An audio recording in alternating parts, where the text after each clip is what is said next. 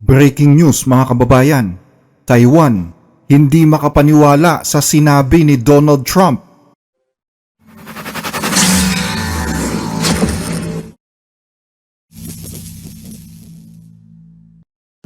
Habang patuloy ang pagbabago ng geopolitical situation sa mundo, lalo namang tumitindi ang panganib na naghihintay sa isla ng Taiwan.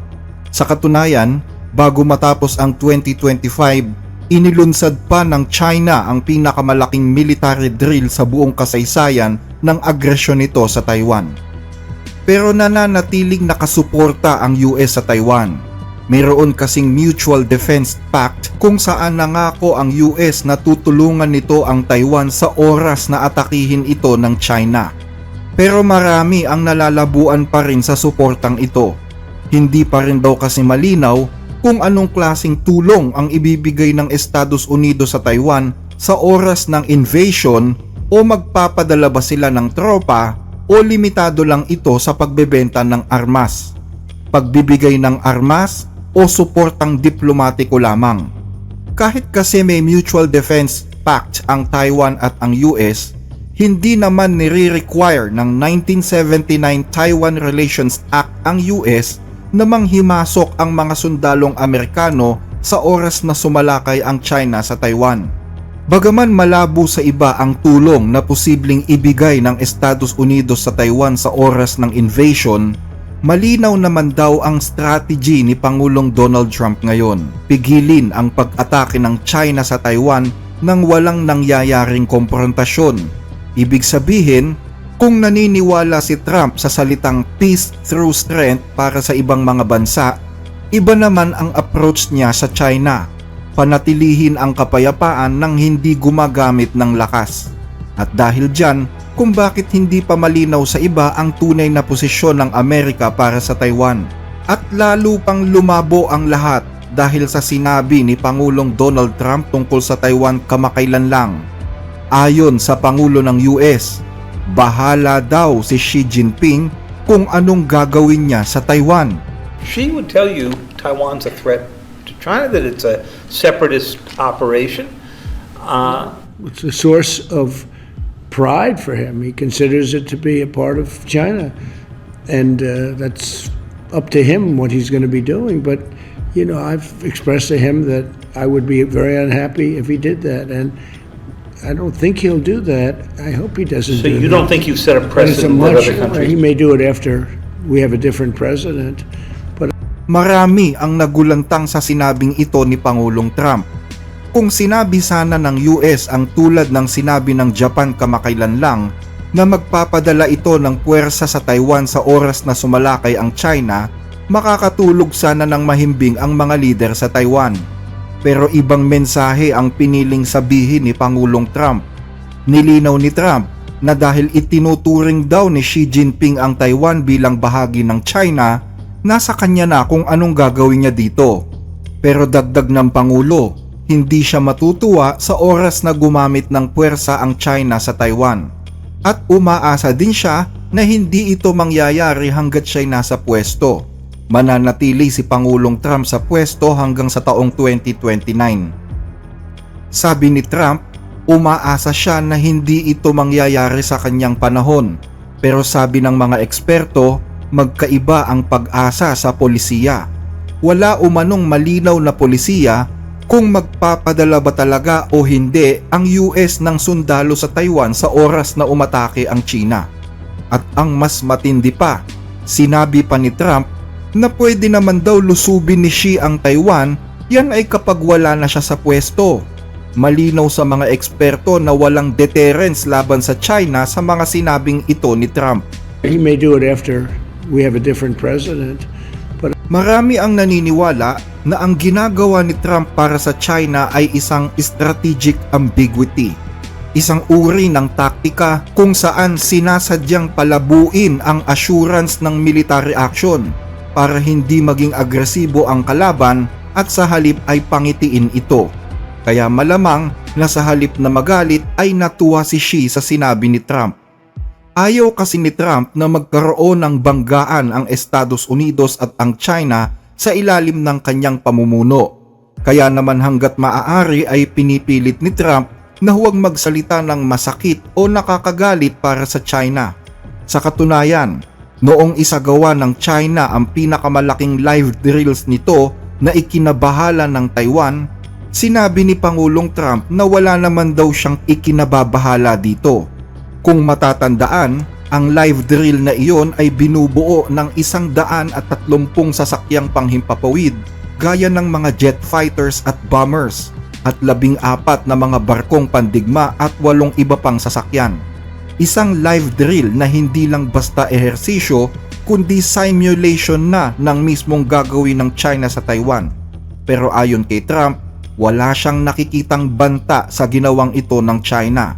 Yan ay kahit sinasabi na ng mga mambabata sa Amerika na malinaw na intimidation ang drill na iyon. China has been doing naval exercises basically to test encircling Taiwan. Can you explain to us what your knowledge is of that? What do you think about that? Have you had any discussions with China Well, I have a about great that? relationship with President Xi, and he hasn't told me anything about it. I certainly have seen it, but he hasn't told me anything about it, and I don't believe he's going to be doing it. Does it worry you? No, nothing worries me. Nothing. Gayunman, ayon sa mga analyst, hindi malaking deal ang sinasabing ito ni Trump. Para sa China, naniniwala silang makikialam ang Estados Unidos sa oras na kunin na nila ang Taiwan. Sa palagay ko, hindi mag-i-ilusyon ang Beijing ng ganyan.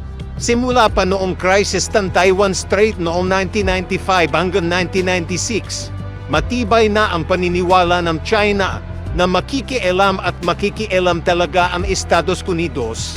Sa panahon pa lang ni Biden, alam mo kahit magkaiba sila ng estilo kung paanong haharapin ang mga banta ng China o ang tensyon sa rehiyon ito, masasabi pa rin nating may hindi nagbabago. Para sa mga Democrats o sa mga Republicans, alam nila ang importansya ng rehiyon ito sa pambansang interes ng Estados Unidos, kaya masasabi nating alam ni Pangulong Trump yan. Pumasok ang usapang ito dahil nangangamba ang marami na posibleng gayahin ni Xi sa Taiwan ang ginawa ni Trump sa Venezuela. Sagot ni Trump, tila malabo yata yun dahil magkaiba naman daw ang Venezuela at ang Taiwan. Ang Venezuela ay banta sa seguridad ng Estados Unidos, samantalang ang Taiwan ay hindi naman banta sa China. Wala naman daw mga illegal na Taiwanese na nasa China.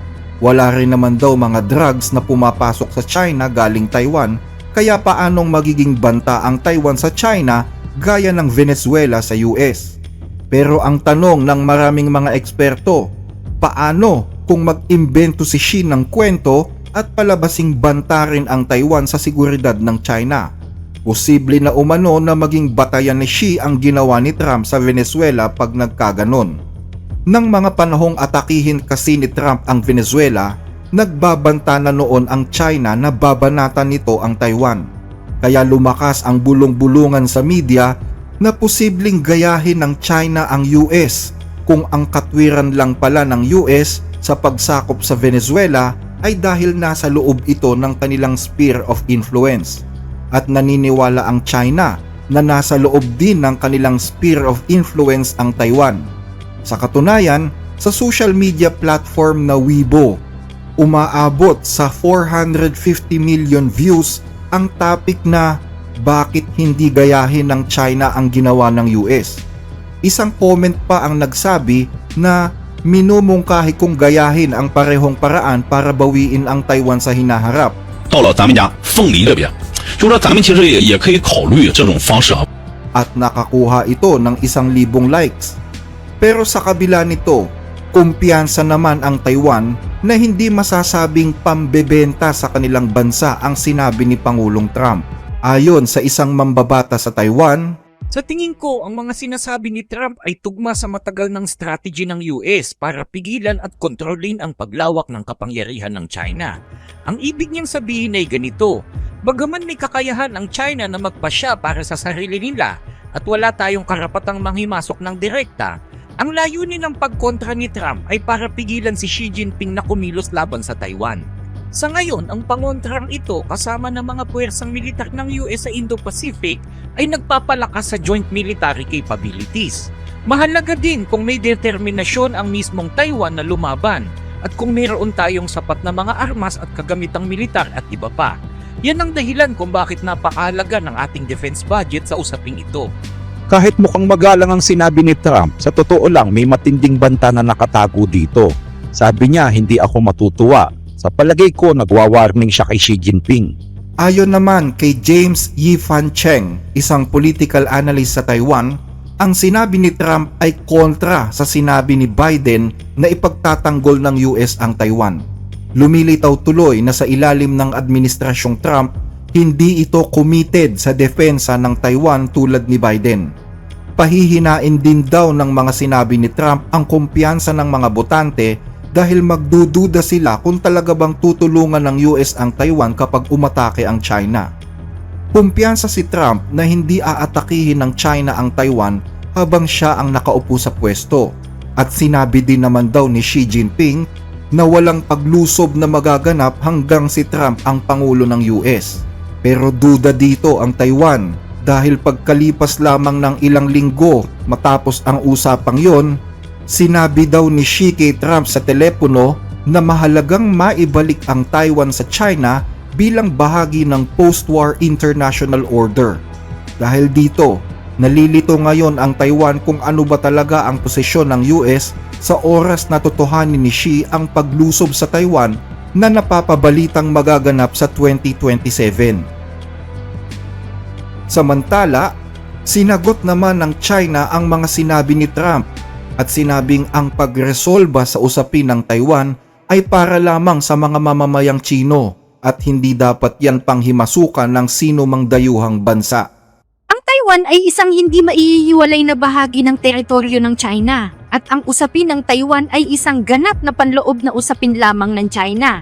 Ang paglutas sa isyu ng Taiwan ay usapin ng mismong mga mamamayang Tsino at hindi ito dapat pakialaman ng anumang panlabas na puwersa. Kung kayo ang tatanungin, tutulungan nga kaya ng US ang Taiwan kapag sumalakay ang China o hindi? Malaya ninyong sabihin ang inyong opinyon sa ating comment section. Baka pwedeng humiling sa inyo ng like sa ating mga video, lalo na po kung nagugustuhan ninyo ang ating mga talakayan. Malaking tulong po ito hindi lang sa ating channel kundi maging sa mga kababayan nating sinusuportahan nito. Maraming salamat po mga ka-blessed.